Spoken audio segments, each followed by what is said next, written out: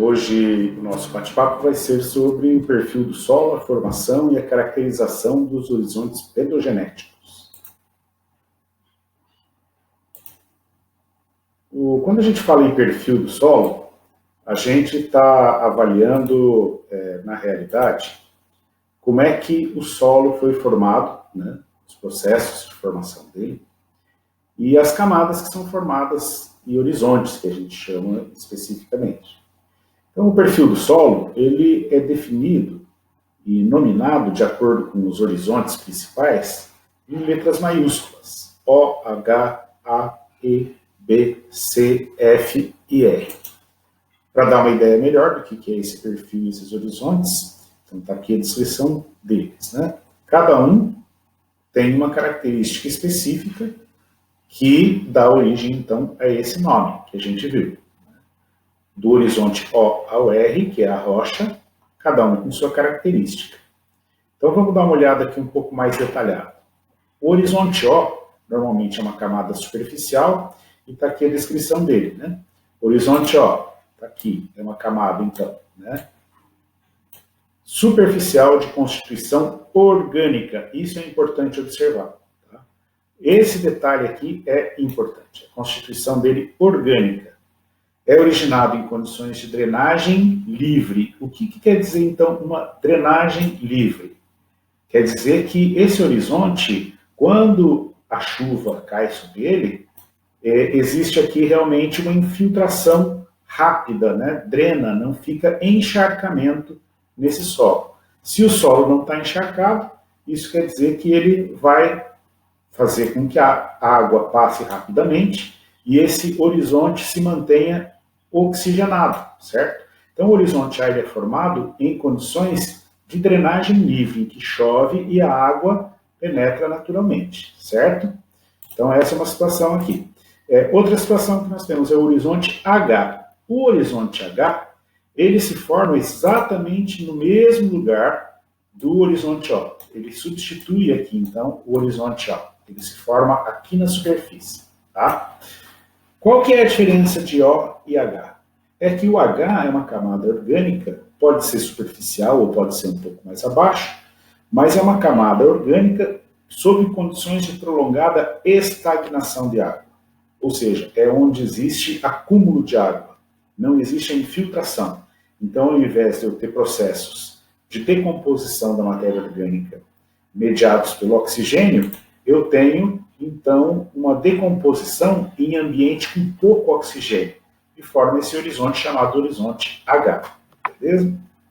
O horizonte A, então, é um horizonte que já não é mais um horizonte orgânico, não tem constituição orgânica, mas ele é bastante escuro. Por que ele tem esse escurecimento?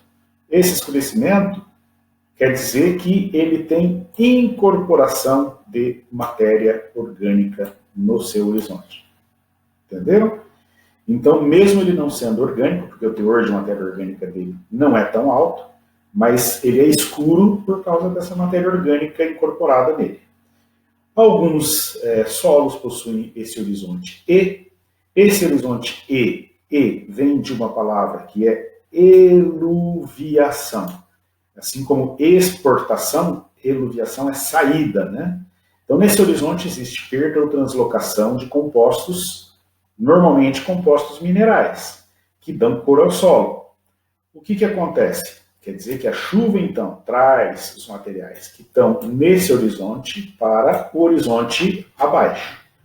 Quando o horizonte perde materiais que dão cor, como os óxidos de ferro, que a gente já estudou, eu tenho um escurecimento, então, do horizonte de baixo e clareia o horizonte anterior.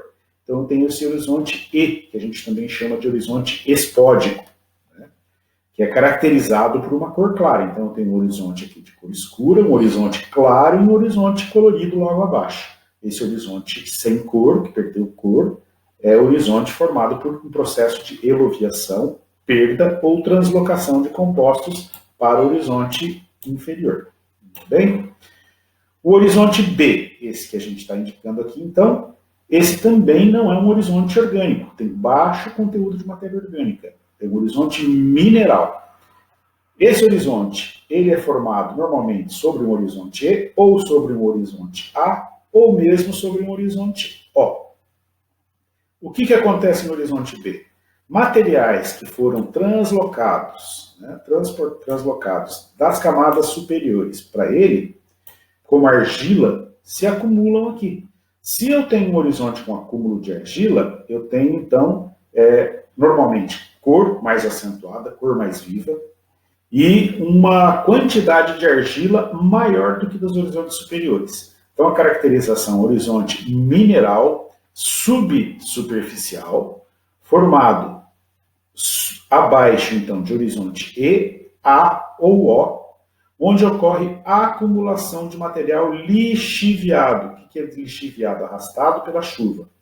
E a maior expressão dos processos pedogenéticos, ou seja, o máximo desenvolvimento de estrutura. E tem cores mais vivas, é uma característica específica do horizonte B.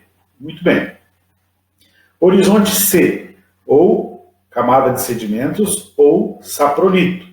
Esse é um material, então, de rocha que não apresenta resistência à escavação com pá.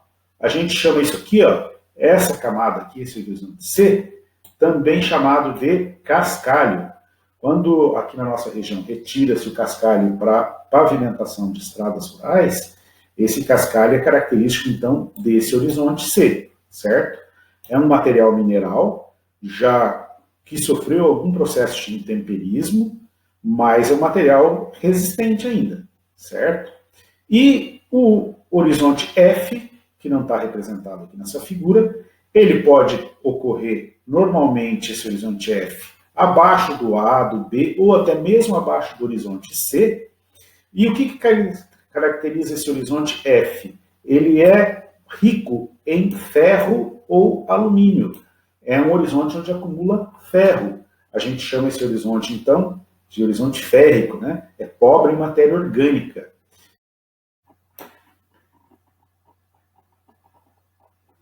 E, finalmente, nós temos aqui o horizonte, que é o horizonte R, que é um horizonte, então, que é um horizonte de camada mineral consolidado. A gente chama também de rocha, tá certo? Horizonte R é a rocha. Muito bem. Vistos, então, essa sequência de horizontes é o que a gente chama de perfil do solo. Tá? Não necessariamente você pode ter todos os horizontes, pode ter apenas, por exemplo, o horizonte O, A, embaixo do A já diretamente o R, ou você pode ter um horizonte bem formado, completo, com vários horizontes. A descrição, né, que a Sociedade Brasileira de Ciência do Solo nos dá, ela identifica, então, por exemplo, quais são as descrições e as características de cada horizonte. Como a gente falou, por exemplo, o horizonte orgânico e o ístico, pode observar que ele vai ter quantidade diferente de carbono. Né?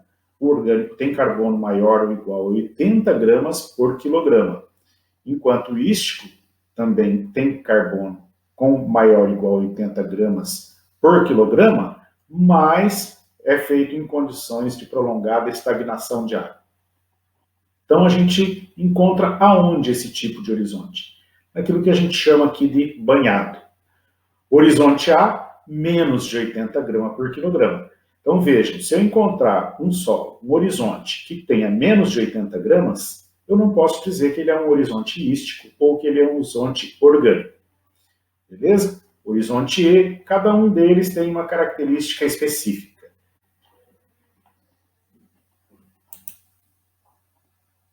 Aqui um organossolo fólico de Urubici, que é uma região muito fria de Santa Catarina. Eu vejo que tem aqui um acúmulo grande de matéria orgânica. Por que esse acúmulo? Porque os processos de decomposição, onde os ambientes são muito frios, são bastante lentos. O que esse organossolo apresenta, então? Horizonte do tipo ístico. Tá? Um horizonte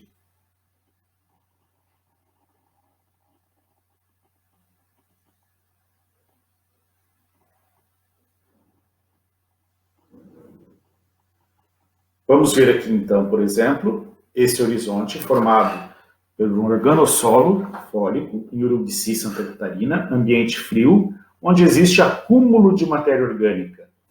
Esse acúmulo de matéria orgânica, ele pode realmente se dar pelo processo de decomposição da matéria orgânica em ambientes frios, onde ocorre, então, essa acumulação. Como existe drenagem livre nesse perfil, então eu tenho aqui uma camada de horizonte orgânico. Aqui um argissolo amarelo, distrófico, de caráter abruptico. Abrupto quer dizer que existe um acúmulo, uma mudança muito rápida da quantidade de argila entre o horizonte A e B, em São Mateus, Espírito Santo. Eu tenho um horizonte A, nós vemos aqui uma coloração mais escurecida, dada pela matéria orgânica, e um horizonte B, que é chamado B textural. Por que B textural? Porque tem acúmulo de argila. Então, caracteriza aqui uma diferença entre os horizontes, a coloração diferente e eu tenho também a quantidade de argila diferenciada. O horizonte SPOD, conforme eu comentei com vocês, é um horizonte de perda, onde existe iluviação. O que é a iluviação, então? A chuva, né? Arrasta material argiloso e acumula esse material nessa camada subsuperficial. Então, eu tenho o horizonte aqui, que a gente chama de horizonte H, tá? Então, eu tenho aqui o horizonte, que é chamado horizonte E. E. O que quer dizer E? Eluvial espódico, onde houve arraste pela chuva e acúmulo no horizonte da camada inferior. Então, essa coloração clara pode ser encontrada logo abaixo de um horizonte A, por exemplo, né? E eu vou encontrar essa perda de material característica que vai alterar a coloração do solo. O horizonte, então, depois, onde tem acúmulo, é um horizonte B, o C, o F e o R. Nesse perfil aqui, é possível a gente verificar onde está o horizonte A.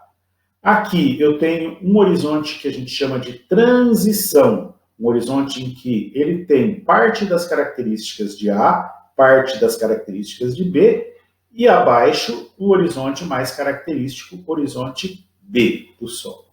Quais são as características do horizonte B? Acúmulo de argila. Então, nessa forma aqui, horizonte O, resíduos, matéria orgânica, horizonte A, horizonte B, acúmulo de argila, horizonte A mais escuro por causa de acúmulo de matéria orgânica, né, oriundo da decomposição dos materiais do horizonte O, e aqui já o cascalho, ou que seria o horizonte C. Então, vejam, há vários tipos de conformação de perfil.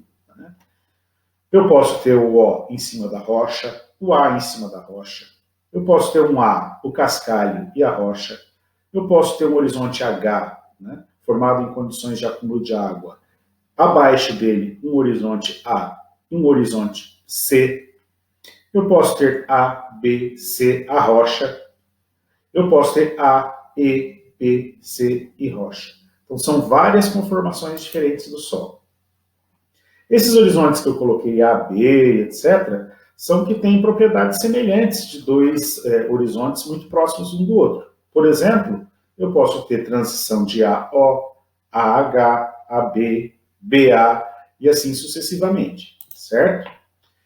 E com relação à profundidade, quando a gente vai medir a profundidade de um perfil, a gente usa uma fita métrica. Se vocês observaram, né, nos horizontes anteriores ali, ou nas apresentações nas camadas anteriores, eu tinha aqui muitas vezes uma régua, uma fita, tá vendo?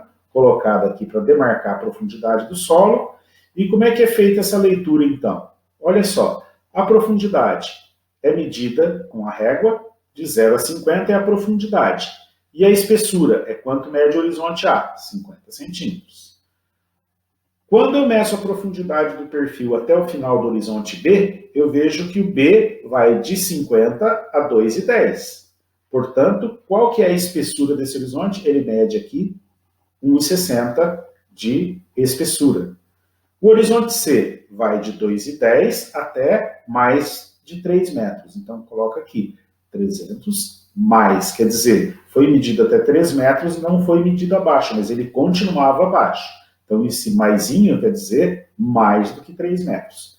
Então, de 2,10 a mais de 3 metros. A espessura dele, de 90 centímetros ou mais. Assim que se mede, então, a profundidade e espessura de horizontes. Né? Sempre marcando-se a leitura de cima para baixo a partir da marca 0. Beleza? Então, vamos lá. Dada a profundidade dos horizontes e do solo, quando eu pego o solo, então eu estou pensando na profundidade toda dele. Né? Eu vou ter, então, classificação de solo raso menor do que 50 centímetros de profundidade. São 2 palmos e pouquinho aí, 2 palmos e meio de profundidade. Um solo raso. Isso considerando horizonte A, horizonte B, né? Especialmente. Pouco profundo, eu tenho um solo de 51 centímetros a 1 metro de profundidade. Solo profundo de 101 centímetros a 2 metros de profundidade e muito profundo acima de 2 metros de profundidade. Então, na nossa região, a gente vai encontrar solos com diferentes profundidades. Eu posso medir a profundidade do perfil, tenho que fazer uma escavação ou observar um barranco e medir qual que é a profundidade desse solo.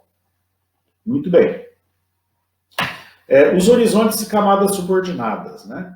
Para indicar características específicas de horizontes e camadas, usam-se, então, sobrenomes, né? Os sufixos, que são letras minúsculas. Então, eu tenho os horizontes principais com letras maiúsculas. E os sufixos indicam, então, as camadas específicas dos horizontes.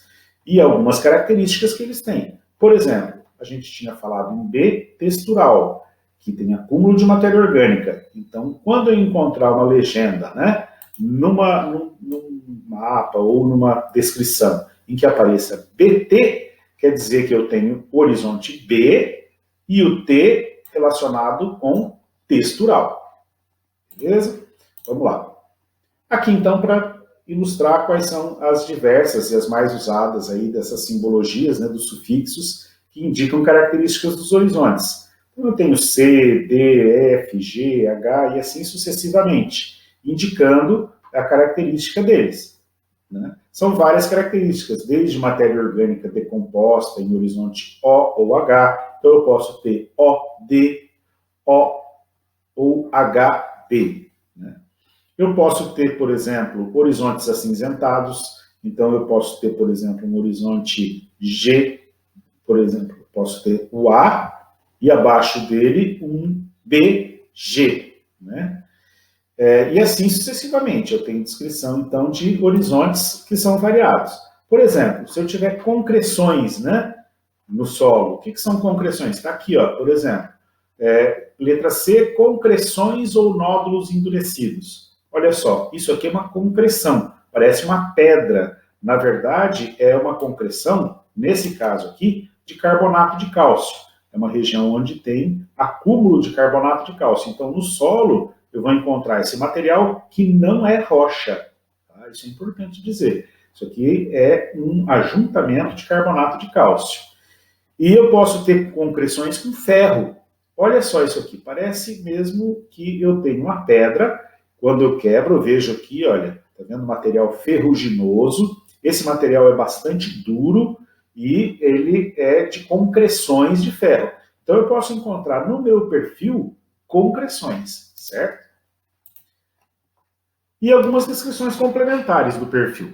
Por exemplo, quando a gente é pedologista e vai fazer um trabalho de descrição do perfil do solo, além de eu descrever os horizontes, descrever a profundidade, descrever a espessura dos horizontes, descrever as características específicas dele, eu ainda posso incluir localização em coordenadas geográficas, a situação na paisagem, se está, por exemplo, em topo de morro ou numa baixada, a situação de declividade, qual é a abertura vegetal, a altitude onde foi encontrado esse perfil, material de origem, né? Se é pedregoso, se é rochoso, como é que é o relevo no entorno local e regional, se tem ou não erosão, a drenagem, se é deficiente ou se é boa, vegetação original da região, o uso atual do solo, o clima, se tem raízes, se tem atividade biológica ou outras observações. Então, eu teria uma descrição completa do solo. Isso aqui já é objeto, então, do pedologista, né, que trabalha na descrição dos perfis. Tá? A pedregosidade, né, vai colocando, cada uma tem um detalhe, cada uma tem uma classe vai de não pedregosa a extremamente pedregosa, rochosidade vai de não rochosa a extremamente rochosa, declividade pode ser feita com inclinômetro, né, que é um aparelho próprio para medir a inclinação, ou até com aplicativos no celular você consegue medir essa inclinação. Você tem as classes, então, que vão de plano a escarpado. Então, isso aqui tem um interesse também na agronomia em termos de conservação do solo, né? Uma coisa é você trabalhar com um relevo plano, né, agricultável, e um relevo ondulado. Cada um deles vai exigir uma prática, né, uma técnica diferente de trabalho para a conservação do solo. A drenagem, a questão da cor vai indicar, né? As classes de drenagem variam de excessivamente drenado, quer dizer, um solo que mal chove, ele já seca rapidamente, até muito mal drenado, que seria o caso mesmo dos charcos aí, dos banhados, né? Muito bem. Essa era a ideia da gente trabalhar hoje, então, com vocês, né? A descrição geral, como é que trabalha essa descrição geral dos solos, e vocês encontram, então, material complementar que vai ser deixado à disposição de vocês na nossa sala de aula virtual. Um abraço a todos, até mais!